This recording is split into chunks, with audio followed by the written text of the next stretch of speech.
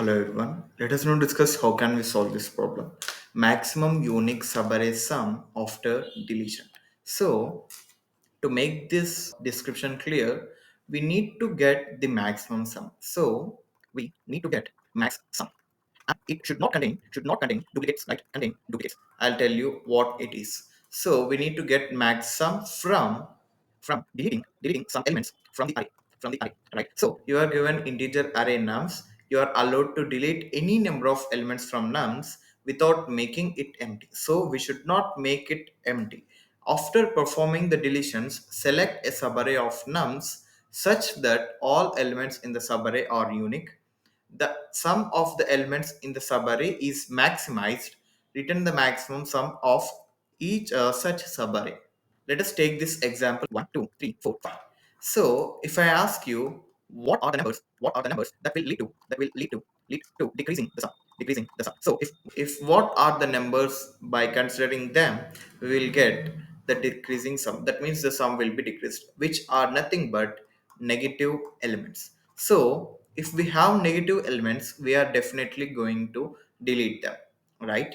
If the element is already added to the sum, then ignore it. Then ignore it. That means we are not going to add it to the sum. Ignore it. So these are the two conditions. The first condition is easy, that if we have a negative element, then we just gonna skip that from the sum. If the element is already added to the sum, how do we know that the element is already added to the sum? So for that we'll use a set, right? A set of int named as st. So let us go to the next example and understand. But before that, we doesn't have any elements which are duplicate and also negative. So the sum will be 15. Now let us take this example 1 1 0 1 1.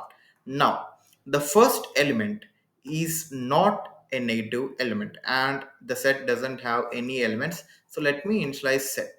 Now, 1 will be added to the sum. I'll push this 1 into the set. Then the set contains only element which is 1. After that, I'll go to this element which is 1. So, 1 is already present in the set. I don't add it to the sum.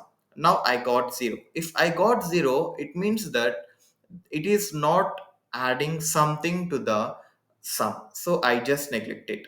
Now, if I have 1, as it is, I have a set, so ignore it. I have 1 in the set, so ignore it. So the sum will be 1. Now let us go to the another example and understand, right? 1 2 minus 1 minus 2 1 0 minus 1. I'll tell you what I am doing clearly here.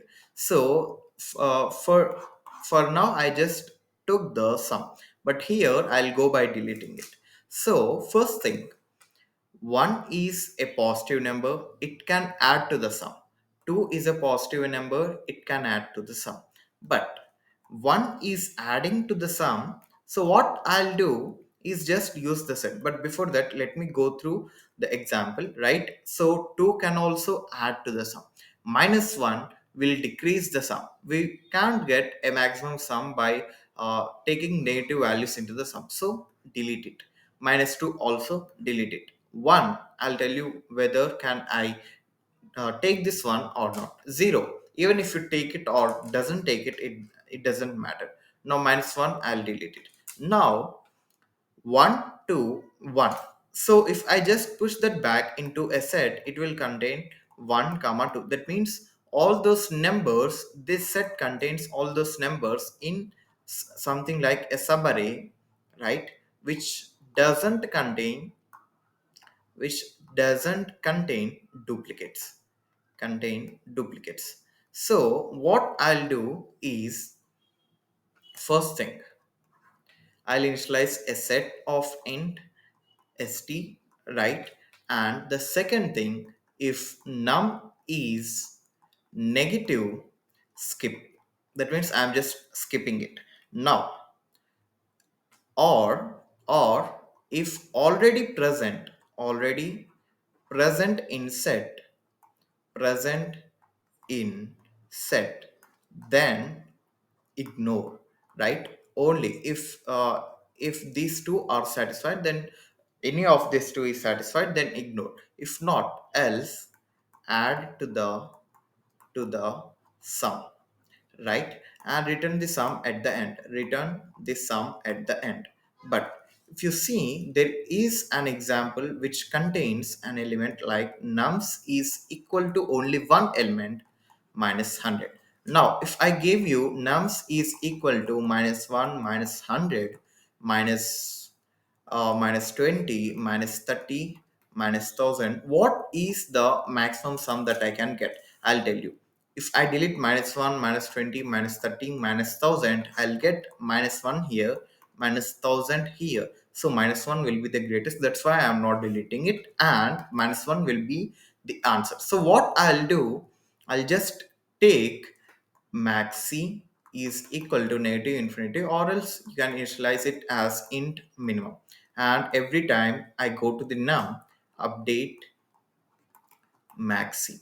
And if all the elements are negatives like this, then if sum is equal to 0, as we initialize sum is equal to 0, sum is equal to 0 and maxi is negative infinity, we have initialized set. So if sum is equal to 0, we will return maxi or will return sum. So this is how we solve this problem, and if you have any doubts, please do comment in the comment section, and I'll have given the code link in the description. Go and check it. Thanks for watching this video.